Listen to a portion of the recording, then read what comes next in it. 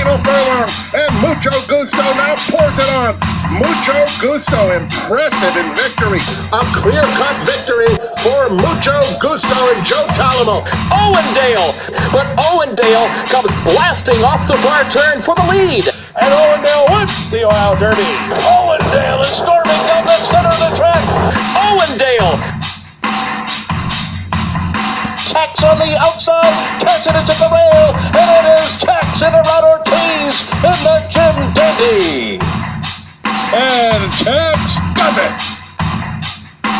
Long Range Toddy is running a very big one in the center of the track. Improbable. Long Range Toddy trying to gun him down. Improbable. Here's Long Range Toddy.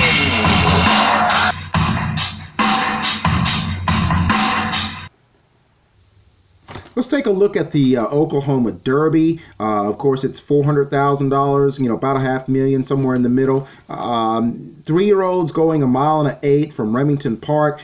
This is a race in which it actually filled more slots with more interesting horses than the Pennsylvania Derby the week prior. Some people think it was because of the maximum security effect. I think it had more to do with timing. I think Danny Gargan and Bob Baffert and those guys wanted to give their horse an extra week, knowing that you would have maybe a week less to prepare for the Breeders' Cup. But when you look at the calendar, there's enough time to be able to mount, to rally up the troops and have a fresh and fit horse going into the Breeders' Cup. The question will be after this race where these horses will be, what targets they're going to shoot for, if in fact they go to the Breeders' Cup World Thoroughbred Championships to be held at Santa Anita Park in Arcadia, California. So let's take a look at the field. The number 1 is drifting well. He's 50-1 coming out of number 1. Number 2 is View Magic, 30-1 for trainer Brett Calhoun. Of course, was defeated by Math Wizard with his Mr. Money in the Pennsylvania Derby. View Magic trained by Brett Calhoun. He's 30-1. Bank It from Steve Asmussen's deep barn of talented horses. Comes in off of a couple graded efforts, winning a small Derby. He's 8-1. He's getting play. He's coming out of the number 3. He's obviously improved from the earlier part of the year where he kind of sort of failed in the Derby preps at Oaklawn. So he's coming in at 8-1, coming out of the 3. Then you have Sleepy Eye at 20-1, and then you have Tax. Tax is in here. I was disappointed. I think a lot of people were disappointed in the way he ran the Travers, even though he had to come out of the 12. Maybe having to come out of there and to be rushed into contention is what took it out of him over a track that, as I've said before, is quirky, cuppy, and can be tiring, that being Saratoga. Has he been able to bounce back from this, and did this race actually set him up to really run well here and put Danny Gargan in the connections to Tax right back in the Breeders' Cup mix? Some people are a little surprised he didn't run in the Gold Cup, but this is where he is. He got a better post position. Theoretically, the number 5 is Tax. He's 4-1. Possibility he could be vying for favoritism in this race, coming out of number 5, the son of Arch, that being Tax. Funny Guy is another horse getting play. He's the number 6, 10-1. Chess Chief, who was well beaten, but finished ahead of the Pennsylvania Derby winner who turned the tables on Mr. Money, Math Wizard, in the West Virginia Derby. He was second in that race to Mr. Money at Mountaineer. He's 15-1 though, so he's getting some play. We'll see if people are, going to take a second look and say, whoa, wait a minute. Horse has some quality about him. Maybe 15-1 is a little high. Maybe he'll go higher. We'll just have to see. Number 8 is a horse who had 2-year-old form. He won a stake at Churchill Downs, winning the Iroquois in what was somewhat of a slow time for Kenny McPeak, and then he just wasn't able to get the horse going on the Derby trail. Cairo Cat is his name. He's 20-1 coming in here. How good is he as a 3-year-old? He's going to get his opportunity to pretty much run his Kentucky Derby here in the Oklahoma Derby at Remington. 20-1 Cairo Cat out of number 8. Long Range Toddy was well documented early in the year, had 4 runs before the Kentucky Derby, was hindered by maximum security in that Kentucky Derby, but he had run poorly on an off track in the Arkansas Derby after upsetting Improbable in one of the divisions of the Rebel. He has since, gone backwards in both the Ohio and Indiana Derbies, and so even though he's coming back to his home track where he's won 3 times, that being Remington Park, the question is going to be, has he been able to recover, recuperate, and will he be able to redeem himself? So it's an RR and R, recovery, recuperation, and resurrection or redemption. That's 4 R's. Can Long Range Toddy put it together? Coming out of hole number 9,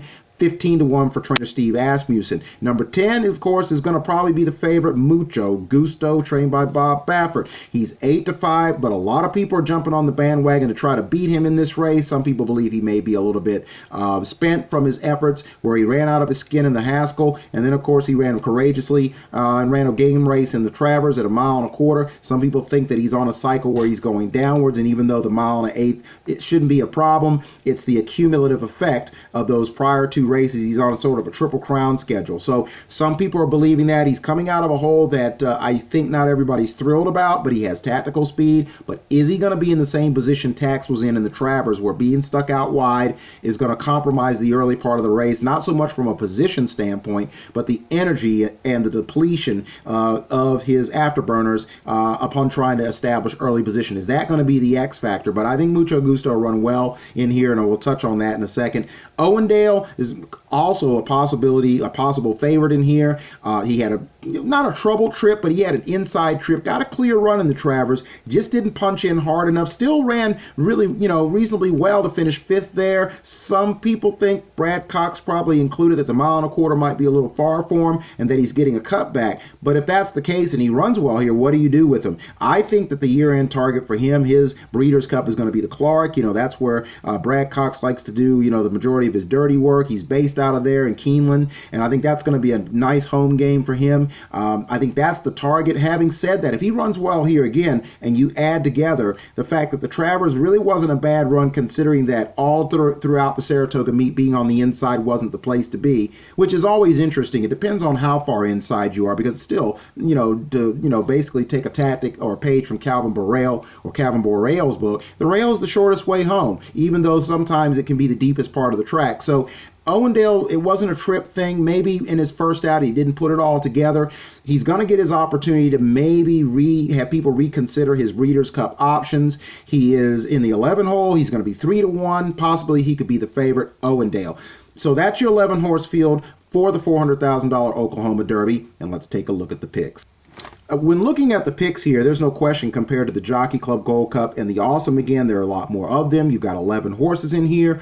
It's a more dynamic field. I think a lot of people at Remington Park are extremely pleased to get this kind of field 7 days, a week out, removed from a $1 million event, Grade 1, like the Pennsylvania Derby. This is a very intriguing race, having Mucho Gusto and Owendale and Long Range Toddy, horses that have had dabblings with the Triple Crown races and so forth, and having Tax in here. So this is a race that's got a lot of betting options. I think a lot of people are, saying Tax will turn it around, that Mucho Gusto's tired. Some people are going to just stick with Mucho Gusto because he's considered to be slightly the most classy horse, and that Owendale has been maybe a cut below and so forth, and that the Travers proved it, even though he was good in the Ohio Derby, ran a good race in the Preakness. That's why I'm still not sold that 1.25 miles is out of reach for him. But in looking at the picks, let's get down to the nuts and bolts and the science of all this.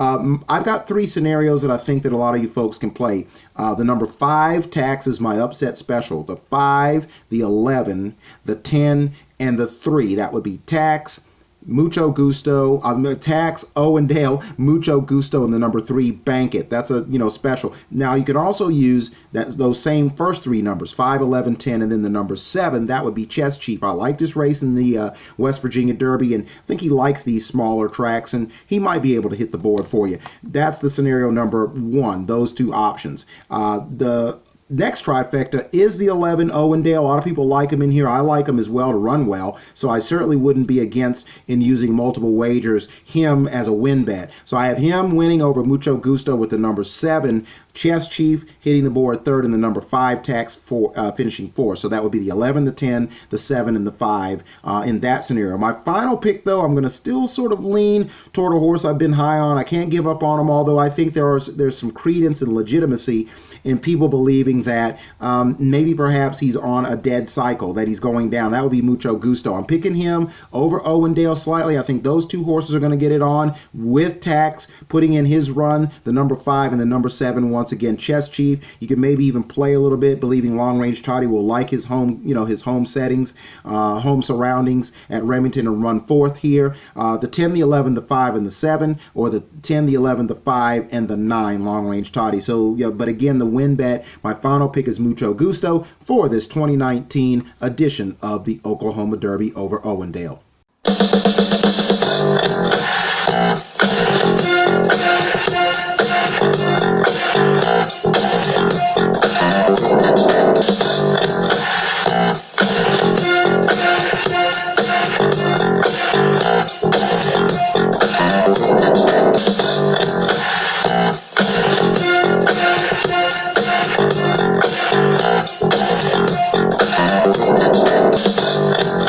Tax on the outside, Cassidy's at the rail, and it is Tax in around Ortiz in the Jim Dandy. Owendale inside, Matt Wizard outside. Owendale takes the lead, and Owendale wins the Ohio Derby. El pupilo de Bob Buffer con Joseph Tálamo y no puede perder. Mucho Gusto's class kicks it in the final furlong, and he is turning in a stylish victory in the Las Barrera. Mucho Gusto cruises.